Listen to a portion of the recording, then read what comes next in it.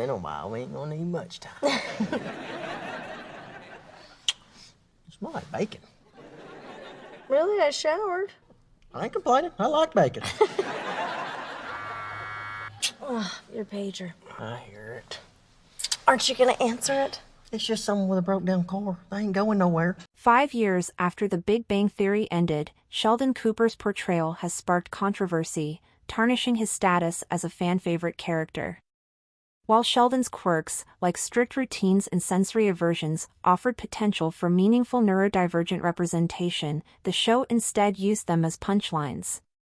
Characters infantilized Sheldon, framing his behaviors as childish and reinforcing stereotypes about neurodivergent adults being incapable of independence. Sheldon's manipulative tendencies further perpetuated harmful tropes, portraying neurodivergent individuals as cold or lacking empathy. Despite moments of growth, these issues overshadowed his character arc.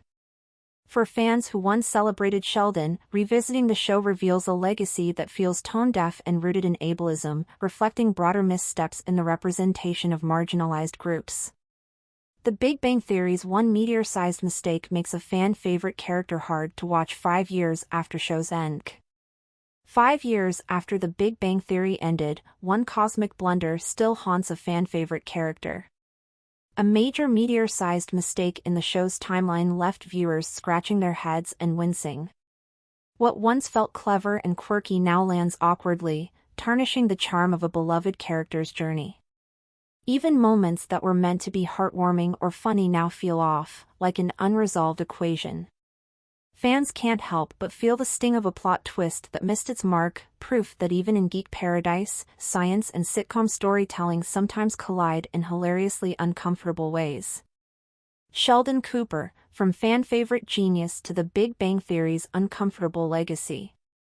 5 years after The Big Bang Theory wrapped up, one glaring issue has left its mark: Sheldon Cooper.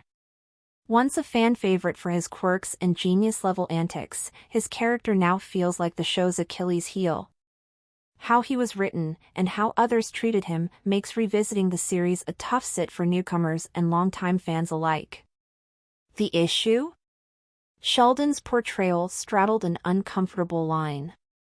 While never explicitly labeled as neurodivergent, Sheldon exhibited traits many recognized: strict routines, sensory aversions, and hyperfixations.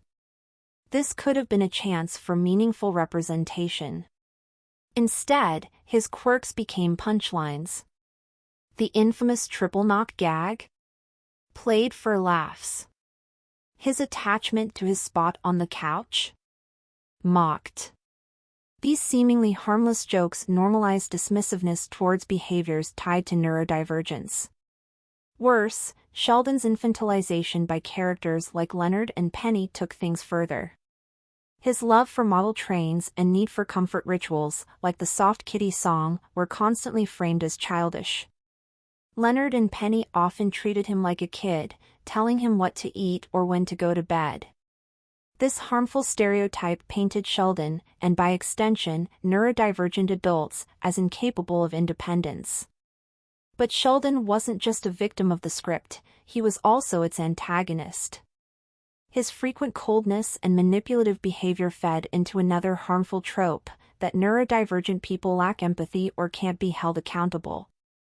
Moments of growth for Sheldon existed but came too late to overshadow years of unflattering portrayals. Pair this with the show's broader issues, jokes about women and marginalized groups that aged like milk, and The Big Bang Theory is a tricky rewatch. What once felt groundbreaking now feels tone-deaf, leaving Sheldon's character as a reminder of how far pop culture still has to go in representing neurodivergence with care and nuance. Fans debate, was Sheldon Cooper's quirkiness insightful or insulting?